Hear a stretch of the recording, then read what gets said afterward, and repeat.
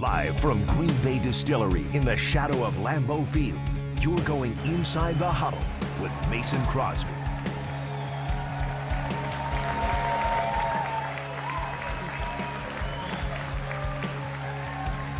Hi, everybody. Welcome into another episode of Inside the Huddle. Grab a seat and stay a while because the Packers are 6-1. I'm your host, Josh Moser, and he is our guest tonight. All right. Packers all-time points leader, Mason Crosby. Good to be here. What's that 6-1 feeling feel like? It's nice. It's nice. Yeah, you know, it was fun atmosphere after the game yesterday. You know, we're kind of relieved to be done with this little stretch we've been on, you know, with the Monday night game and everything, and kind of fallen into a more regular schedule with playing 3 Sundays in a row, and just special. I mean, this team has just been great, and it's fun to be a part of. You've been a part of a lot of locker rooms, but what about this group is different? You've won a Super Bowl, you had a run where you had 8 consecutive seasons in the playoffs, but it just seems like this group is just different. Well, you know, you see our defense kind of taking the lead. You know, you got some great guys with amazing personalities on the defensive side of the ball, and they're having fun. You see their celebrations after turnovers, after big plays. I mean, you know, Zadarius' stuff last week with Coach telling him not to celebrate so much because he was affecting play calls and punts, and you know, just that kind of stuff. I mean, the communication in the building's awesome.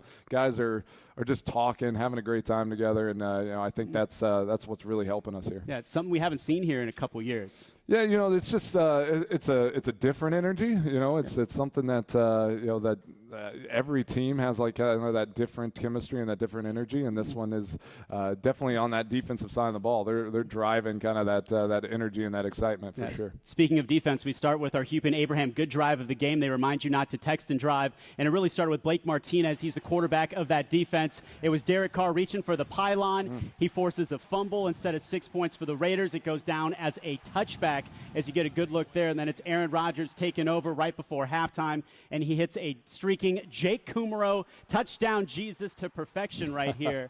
And does Aaron ever do anything that surprises you, or does he just do it all the time? No, I mean, I knew I was either going to have a field goal or, you know, kick the extra point there at half, which is, you know, not the norm, I don't think. Is you know, it's like you get the ball back, you have a little over a minute, you know you're going to get some points. So yeah, what a great play by Blake, just kind of sticking with it and making sure that he got a shot on Carr, and you know, it's just unfortunate he reached out, and then, you know, it was a 14-point swing for us there right before half, and then we came out at after half and put another one on the board, and you know, what a great way. And that's how, you know, with teams in the past, how we've done well at home is you know, deferring and then able to flip games like that, scoring on both sides of the half. Yeah, that was definitely the big difference. I want to ask you though really quickly, when do you start getting ready to kick a field goal? Is there certain like yard line that you set up at, or are you just kind of honestly like just kind of ready to go because you don't know what Aaron's going to do?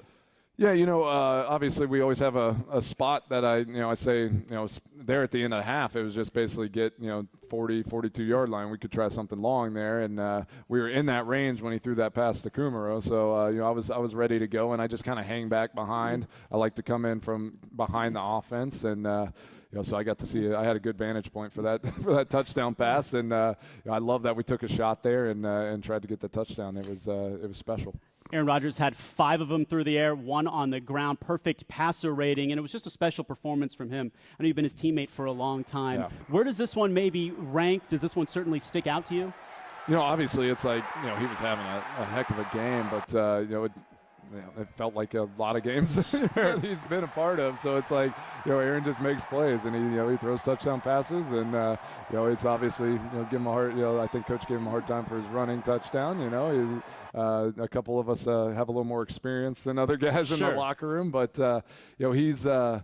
Yeah, I can't believe he hasn't had that before, just with the type of quarterback he is. But you know, it was a special day, and it was fun to see him being celebrated in the locker room for sure. Let's go a little bit more in depth. Here's some of the stats on just what a historic day it was for Aaron Rodgers. Again, the first Packers quarterback to achieve a perfect passer rating. Also passed for 350 touchdowns for his career, fastest to do so in NFL history. Did it in 172 games, beat out Drew Brees. Now just one of 9 quarterbacks all time to throw for 350 touchdowns. And for the fans at home, they don't get to see Aaron at practice. You do. Does he always play like this even throughout the week? I mean, that's why I guess on the game day it's not a surprise. I mean, he makes the throws, does the stuff he's doing, in the games and in practice every day, and just his consistency, is really special, and the way he leads on the field, and like we said, whenever we have the ball on offense, I have to, you have to be ready. He's going to do something special, especially in those crunch times, into half, into game, when we need it. He's going to make something happen. So here we are. The fans are dead quiet. We're talking about Aaron Rodgers setting history with 350 Seriously, passing touchdowns. they're locked in. Now they're locked in. But it seems like, it's just a normal day in Green Bay. Do you get the same sense of that as a teammate? Well, yeah. I mean, I'm just so it's fun. I've had a front row seat for 13 years now, right. Getting to watch Aaron do his thing. So.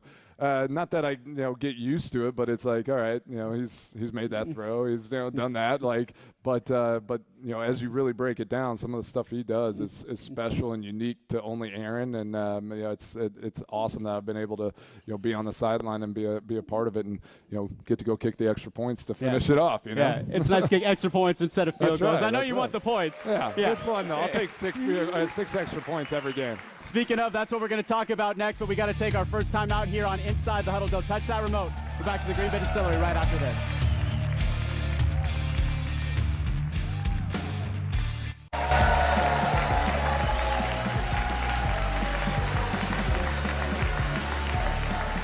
Hi, everybody. Welcome back to Inside the Huddle. I'm Josh Moser. He is Mason Crosby. We need one more big round of applause for the Packers' all-time points leader. Come on, give it up. Standing ovation. We like that right there. Well, speaking of, we've got something special. Mason, you partnered with Make-A-Wish as well as Sartori Cheese, and for every field goal that you've kicked, donating $1,000. So we want to total them up so everybody at home can see how well Mason has done and how much money we have raised. So right now, 10 field goals made, $10,000 going to the Make-A-Wish Foundation. Keep it going.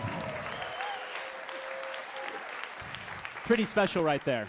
Yeah, that's such a special deal, and it's been awesome to partner with Sartori for all these years, and the amount of money that they've donated to Make-A-Wish, on behalf of my field goals is awesome, and so definitely adds a little more weight to every time I go on the field, just knowing knowing that's helping those kids. We can't do a show talking about Monday Night Football in this Lambeau League. I want to hear how this thing was planned, and first off, phenomenal kick. I mean, the fans, the stadium, it was just electric. What does it take to put a kick through like this?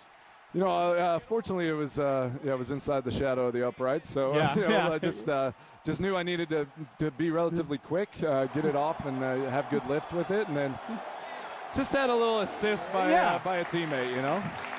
My I can't question make is, the kicks by myself, so why should I Lambeau leap by myself? Where was J.K. Scott in all of this? He forgot our conversation that we were going to do it. So okay. If you see, I kind of pat him on the helmet as I run by, and he realizes what we're doing, and then he jumps in the stands, down the way. So after the game, I realized that we had about there was like 10, 15 guys that ended up Lambeau leaping at some point during that celebration. So what did your first Lambeau leap really feel like, and were you able to go back and watch it and see it on TV afterwards? I did, and I was a little, Hunter and I had talked about it for a year, like we were going to do something kind of funny, like he was going to boost me up, by my feet, and it almost we kind of it didn't seem like it was going to happen, and then I went to jump, and he just he caught me perfect. And it was a Lambeau lift, I guess. I like that, Lambeau lift. Trademark that one. Yeah, exactly. That one's right? good. But we had fun with it, and laugh about it. And it was, again, I've a little more experience than some of the guys, so they asked, if I could even jump that high, if I was able, I think I could have gotten up there. We'll see. We'll try it again some other time. Also on that kick, your wife was in that end zone, and it was crucial catch week with everything she's gone through in her battle for cancer. You had a nice moment with her that the cameras caught, and what was it kind of like? We saw you motion, and we saw her stand up. Did you see all of that in that moment? I didn't, but I knew kind of the situation, and it was just, so special what the NFL does with crucial catch and what the Packers are doing with the Packers vs. Cancer initiative, and how all of us are affected, either personally with family, friends. It's something that my heart really is. I have a passion to try to raise money, raise awareness to fight against cancer, and it's definitely hit home. Yeah, it's pretty special, given what you've gone through. I mean, I appreciate it. Having surgery basically right at the end of training camp, then you find out that you're the kicker. With that battle with Sam. I mean, what was that? Couple weeks like? I mean, that's got to be just unbelievably difficult. Yeah, I've taken a lot of deep breaths over the last 6 weeks of just kind of like reflecting and thinking about those times, and it's. It was a relief to finally be kind of past a phase and a 6-week period that was kind of difficult, and we're just so thankful to be able to be here in Green Bay and have the people, the fans, the support that we have, and the organization that came behind us and showed us such great support. It's been special. Pretty special. Thanks for talking about that. I know everyone is here to support you. We've got to take another quick time out here on Inside the Huddle. We're back with more right after this. Stay with us.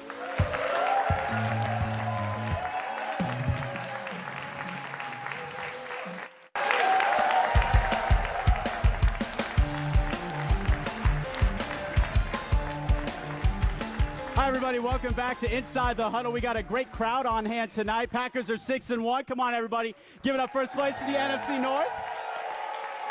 Good crowd. Great crowd. Yeah. I mean, you guys haven't been in this position, though, for a while, especially after not making the playoffs the last couple of years. Yeah. What does it feel like? I mean, do you notice this? I know we're only 7 games in. It's a long way to go, but is there just a different feeling? Obviously I've been here in Green Bay for 13 years, and we've had a lot of success. So, we know what it's like and what it looks like to win games and be in this position. But it is nice to get back on track, and get off to a fast start. Being at 6-1 gives you, so much flexibility, so many options moving forward, and. It's special. We've beaten some good teams. I think the biggest thing is that we're 3-0 in the division. Yep. We can clap for that. Yeah, come on, everybody.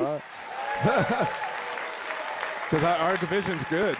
We have a good division, a lot of tough teams, and it's gonna the end of the season's gonna be interesting as we come down the stretch and play them again for the last 3 games. One of the teams you beat, Dallas Cowboys. Big clap for that. Come on, there we go. Yep. Time now to start our Around the League segment, and we've got to do some kicking. Brett Maher kicking a 63-yard field goal. Does it amaze you, what some of these kickers can do and how far they can kick the ball? I think you're at 58 is the longest you've had? 58's my long, yeah. He's been impressive with the long ones. I think he has, 3 over 62 yards, which I think he's the first guy to do that. So that's, it's impressive for a young guy. He has a big leg, and he's been able to capitalize on those. What's the longest field goal you've kicked in practice or not in a game situation? Have you gotten above 63? Yeah, I mean, I've kicked just kind of before games. I've hit from 65 in Lambeau, and then in college a couple times I hit from 70. So CU days. Yeah. But let Dave Platino on that one. Exactly. Oh yeah. Hey Dave. Yeah. There's a nice little shout. But Dave, I'll send that to you. Yeah, it's fun. I love every once in a while. I'll back it up. There in Dallas, I think I hit from 63. In pregame, just kind of goofing off. So I always try to stretch it back and just see if I need it into half into game, if how far back I could go. We're excited to see that. Here's kind of just when you get one. Yeah, there we go. Interesting story, though, in the NFL. One of the cornerbacks for the Los Angeles Rams, his name is Troy Hill, actually made $52,000. Eric Weddle wanted to wear number 32, so he sold it for $32,000. Then they picked up Jalen Ramsey. He wanted number 20, sold that number for $20,000. So Here he is making more than $50,000, capitalism at its finest. Yeah, exactly. What do you think of that kind of whole situation? Have you ever had anybody do that in Green Bay? I mean, it's I don't know how he came up with the numbers. $1,000 for each number. It was just for the numbers. Yeah. Oh, that's what. Okay, and then I mean, that's if they're willing to pay it. I mean, you might as well, right? Mine wouldn't be that great if someone wanted to. I mean, what would I do there? I'd have to double it. But it's you see some of that every once in a while. But I think that's kind of an extreme case. I know in Green Bay there's been a few instances of jersey trading and somebody donate it into someone's favorite charity or something like that. Always something for a good cause. How did you end up with number 2? Oh man, they said we're going to draft you, and here's your jersey. There we go. So that was 13 years ago. That's what happened. I said thank you. I think it's been a great career. Excited for much more, but we got to talk about this Sunday. No Patrick Mahomes for the Chiefs. It's a Sunday night football game. And what did you guys talk about today in the building as you now start to prepare for them?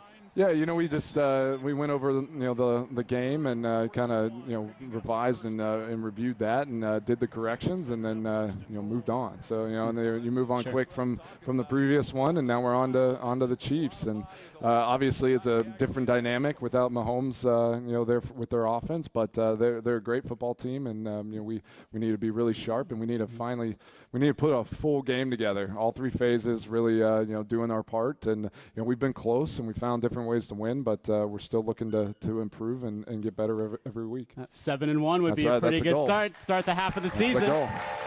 Time now for another quick break here on Inside the Huddle. We're back to the Green Bay Distillery right after this. Stay with us.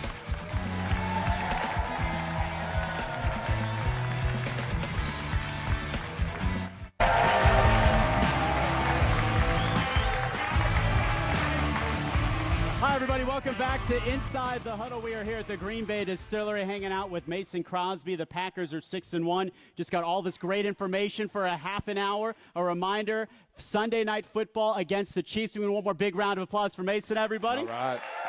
Thanks. Need a lot more game-winning kicks. We talked Lambeau Leap and more. They're on the road at KC. That's going to do it for the show. Thank you so much for watching. He's Mason. I'm Josh. Have a great rest of your night.